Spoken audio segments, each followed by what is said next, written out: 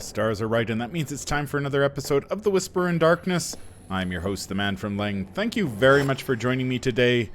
On this episode, I am reviewing the Seeker cards in Union and Disillusion, the 4th Mythos pack in the Circle Undone cycle. There are spoilers throughout if you care about that sort of thing. If you enjoy what you hear, remember to like, comment, and subscribe. I'd also like to thank the patrons of this channel for their tremendous support.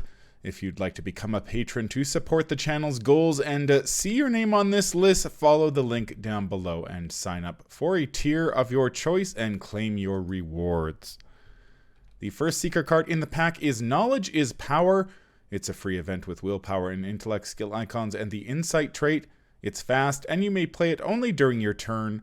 It has the following game text: choose a tome or spell asset you control, or reveal a tome or spell asset from your hand.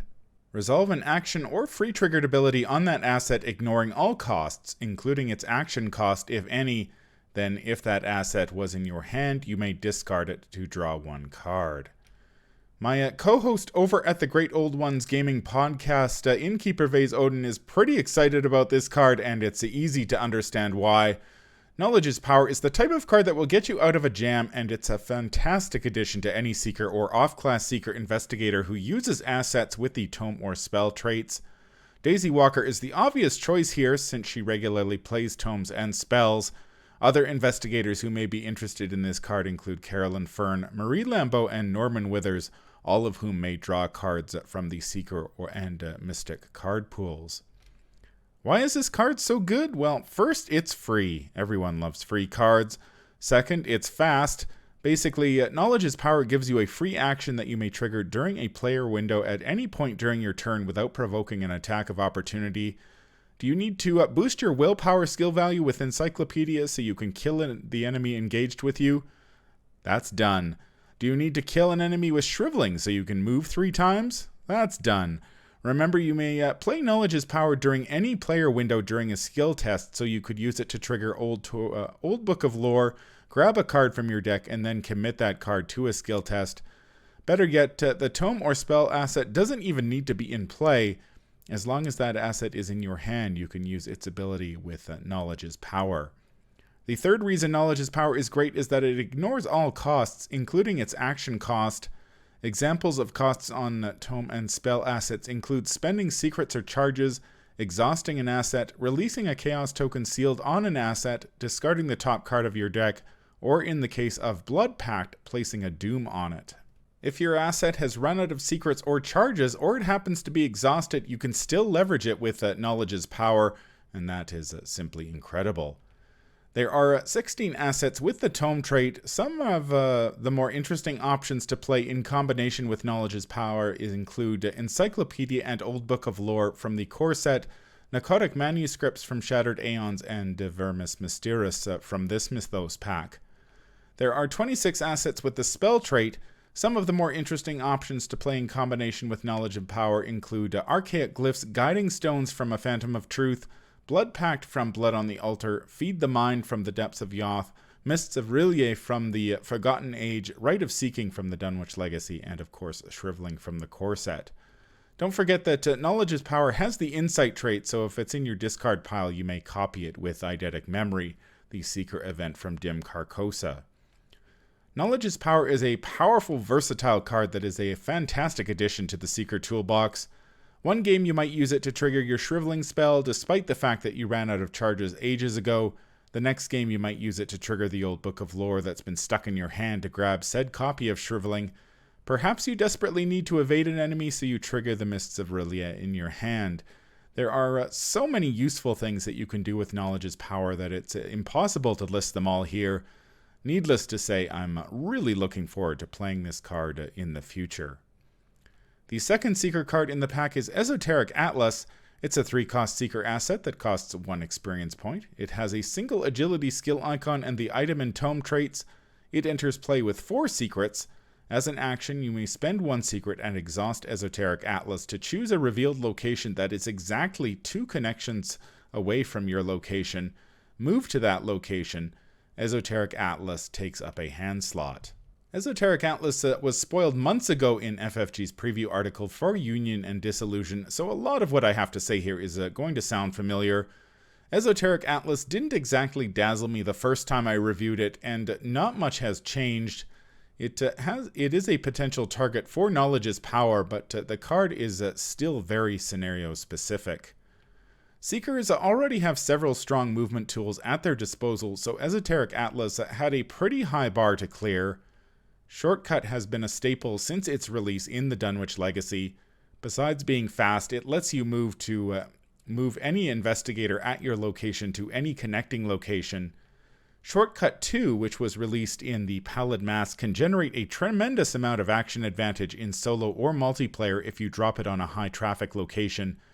And then there's Pathfinder, an absolutely stunning card released in the Miskatonic Museum that lets you move to any connecting location for free during your turn as long as you are not engaged with any enemy, which is rarely an issue.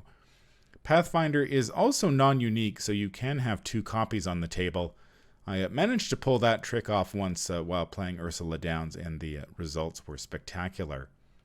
Esoteric Atlas costs 1 experience point and 3 resources just like Pathfinder, but that's where the similarities end. Esoteric Atlas enters play with 4 secrets, which means it's more limited than Pathfinder. You can work around that limitation by playing Esoteric Atlas in combination with cards such as Enraptured and Truth from Fiction from the Boundary Beyond, so that's not a major concern. Unlike either Shortcut and Pathfinder, Esoteric Atlas requires an action. That's a big strike against it in my book. Speaking of books, Esoteric Atlas has the tome trait, so Daisy Walker may trigger it with her additional action without taking a tempo hit. Esoteric Atlas is better in Daisy decks, although it is worth mentioning that Daisy can also play Pathfinder, saving her free action to trigger another tome, such as Old Book of Lore. Finally, Esoteric Atlas is more restrictive than either Shortcut or Pathfinder, since your only option is to move to a revealed location exactly 2 connections away. Both of those caveats make Esoteric Atlas less flexible than Pathfinder, but I can think of at least one situation where it's helpful, and that's in scenarios where you need to backtrack. There are many scenarios in the Arkham Horror LCG that require investigators to backtrack. Scenarios that immediately come to mind include Extracurricular Activity, Blood on the Altar, and Lost in Time and Space in the Dunwich Legacy, The Unspeakable Oath, A Phantom of Truth, and the Pallid Mask in the Path to Carcosa, and The Doom of Estley and Heart of the Elders in the Forgotten Age. Backtracking can be a real pain since you usually encounter a bunch of enemies along the way that you need to fight or evade. Those enemies aren't necessarily deadly, they're just there to slow you down and prevent you from reaching your objective. Esoteric Atlas lets you bypass those enemies and keep on trucking. The Atlas also lets you bypass the abilities on the intervening location cards themselves. Lost in Time and Space, for example, includes several locations with nasty effects, as does the Doom of Estley. Bypassing those locations, as well as any enemies that happen to be on them, is a win-win. If you're playing a scenario that forces you to push forward relentlessly into the unknown, Esoteric Atlas isn't going to be much help. However, if you do need to return to a certain location to complete a scenario, the Atlas will help you find your way back that much quicker. I mentioned at the beginning of this review that Shortcut and Pathfinder set the bar pretty high for movement-related cards, and Esoteric Atlas doesn't quite clear it in my opinion. I might consider playing Esoteric Atlas in Daisy because she can use her additional action to trigger it. I might also consider it if I know I'm going to face a lot of scenarios that require a lot of backtracking. Otherwise, I will probably just stick with Shortcut and or Pathfinder. They are simply more versatile and useful in a wide range of situations. I know recently when I was playing the Doom of Estley with Roland Banks and Joe Diamond, I did consider using this card instead of Pathfinder and Shortcut. However, Shortcut and Pathfinder to a lesser extent were absolutely amazing in that scenario, and so I am glad I kept them rather than going with the Esoteric Atlas. That's going to do it for my review of the Seeker cards in Union and Disillusion. Knowledge's Power is a fantastic addition to the Seeker class. This is the type of card that has the power to become whatever effect you need it to be at a moment's notice. That makes it incredibly versatile. If you're playing a deck packing tomes or spells, this card should be on your wish lists. I'm less convinced about the power of Esoteric Atlas. That double move is great in a few scenarios, but Shortcut and Pathfinder are a lot more versatile. I haven't had a chance to play many of the scenarios in the Circle Undone yet, so perhaps it will make a stronger case for itself in that campaign. That's going to do it for this review. If you enjoy what you hear, remember to like, comment, and subscribe. Consider becoming a patron of the channel and getting your name on the list at the front of these videos. If you need to contact me, I can be reached at manfromleng@gmail.com. I'm also on Twitter at manfromleng. Until the stars are right, keep your shotgun close and your elder sign closer. Take care out there, and happy investigating.